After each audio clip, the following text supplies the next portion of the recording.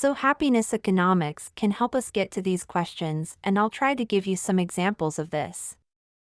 Now, even though there's a lot of skepticism originally about using the survey, surveys show what people say make them happy.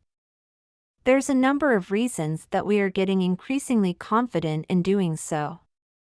One is that their remarkable consistent pattern, determines well-being across large samples of people, across countries, across the world, and over time, and shows some of the basic things that make people happy.